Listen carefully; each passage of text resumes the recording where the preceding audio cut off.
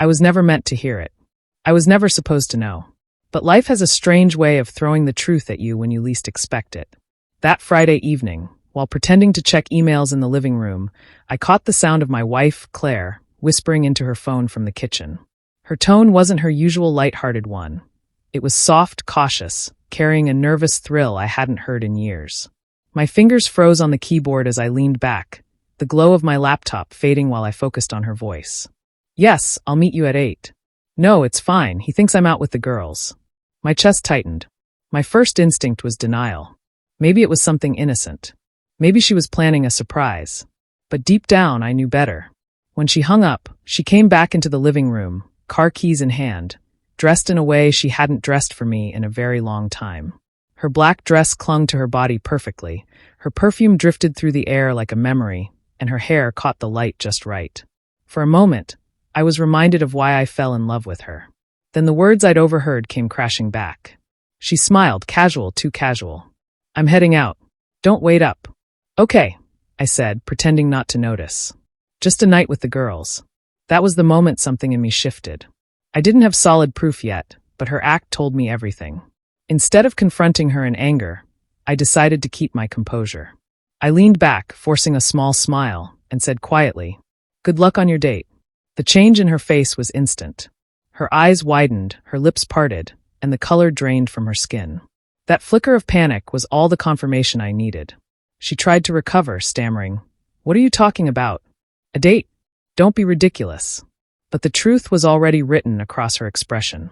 I stood up, closing the laptop carefully, my voice steady though my heart pounded in my chest. "You don't need to explain, Claire. Your face already did." Her mouth opened and closed as if she was scrambling for a lie that wouldn't come. Finally, she whispered, "It's not what you think." Her hands shook as she clutched her purse. I almost laughed at the cliché. "Oh really? You dressed like that to gossip with your coworkers? That perfume for a girl's night out?" I shook my head. "No, Claire. We both know exactly what this is." Tears filled her eyes. For a moment, I thought she might confess, might apologize, but instead, she straightened her shoulders, trying to take control again. "You're overreacting. You always do. I can't believe you'd accuse me of something like this." Gaslighting, the final insult. I brushed past her, took my jacket from the hook, and said, "I'm not accusing you, Claire. I'm telling you I know. Go on your date. But when you come home, don't expect me to be here." Her breath hitched. "What do you mean?" I paused at the door. "It means tonight will be the last time you lie to me." Then I walked out, leaving her frozen in the hallway. I didn't go far. I parked my car a block away and waited, watching the house from a distance. Part of me still hoped she'd come clean, that she'd realize what she was throwing away. But 15 minutes later, the front door opened. Claire stepped out, glanced around nervously, locked the door, and hurried down the street toward the main road.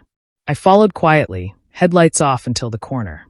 That's when I saw him, tall, well-dressed, leaning against a sleek car. The way her face lit up when she saw him cut through me like a knife. She walked straight into his arms, and they kissed. Not a quick, casual kiss, but one full of history, desire, betrayal. That was all I needed to see. I drove off, gripping the wheel so hard my knuckles went white. Memories of our wedding, our late-night talks, the promises we once made. All of it flashed before me, now poisoned by her deceit. I didn't cry. Not yet. What I felt instead was an eerie calm. The kind that comes when you finally accept the truth you've been running from. When I got home later that night, the silence was suffocating. I packed a small bag, just the essentials.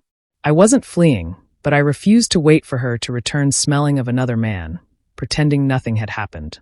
I left a note on the table, my handwriting steady despite the storm inside me. "I hope your date was worth it. Don't look for me. You made your choice tonight." And so did I. By morning, my phone buzzed nonstop. Missed calls, messages, desperate texts. "Please let me explain." It's not what it looked like. But I didn't need an explanation. Her face the night before, that instant panic when I said the word date, had already told me everything. Days turned into weeks. She tried reaching me through friends, through family, through tearful emails filled with regret. I ignored them all. Because sometimes the loudest response isn't anger or revenge, it's silence. And in that silence, I found peace. I didn't need to destroy her. I didn't need to prove I was right. She had already done that herself.